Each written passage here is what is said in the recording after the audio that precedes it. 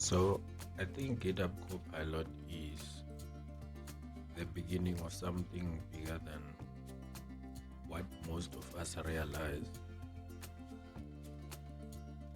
especially considering the hype around vibe coding, which I've said multiple times before that I think it's a very intermediate step, because if you think about it, if AI is already very good at coding, there is no need for any human developer to supervise its every move. And even if you raise a point that AI is still very unreliable, one can argue that, in fact, even in that scenario, you don't need to wait for it to wait every mistake so that you fix the mistakes as it goes.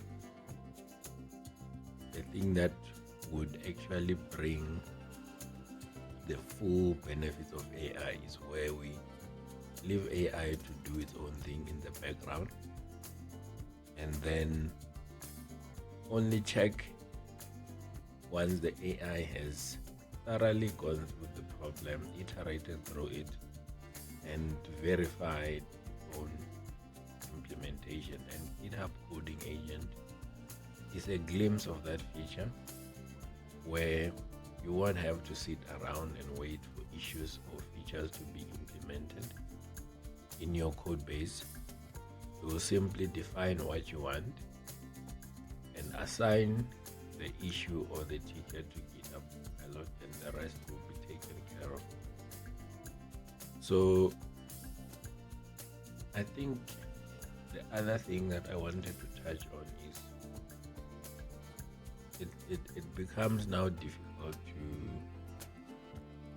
put a price point or value on the VS Code folks, which have been growing quite steadily in the past few years. Cursor is one of the most popular options. There's also Windsurf and others. And unfortunately, from where I'm sitting, if AI again is already able to work in the background, it's hard to see why we would need more investment in companies that are only offering coding IDEs for humans. Unless, of course, these companies will at some point turn to the background agent approach, where they also allow, for example, developers to hire agents that specialize in different coding languages. That would be probably a more interesting avenue to explore compared to just building coding agents. But either way, I just wanted to quickly give my thoughts on the coding agent, because I've been enjoying using it, and it's something that I've been dreaming about for a long time, that at some point I don't really need to sit and watch AI code. I should be able to tell it what I want and then leave. And the first sight of that actually was when we got a preview of Claude Code, which ran on the terminal. It also had similar capabilities where you could, instead of you approving every move it makes, you could set it to auto approve all sensitive tasks, like running command on the terminal or making changes to your code base, etc.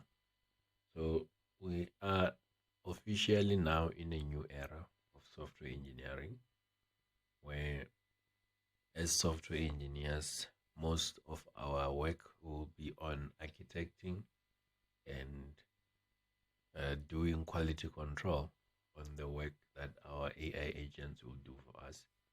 In fact, I'm expecting to see a new market of coding agents that you can hire from different people. So for example, if I make an AI agent, a coding agent that is very good at building AI applications using LangChain, can put it up on the market, and someone who has a task that requires LangChain could hire my agent for a few hours, and then I get paid depending on how many hours my agent runs. So on one hand, I'm very excited about that future, but of course, there is a question of jobs that could possibly be affected by this development, because unfortunately the advancements in AI are just happening much quicker than society can adjust, and it's possible that in the short term we will have some very negative effects on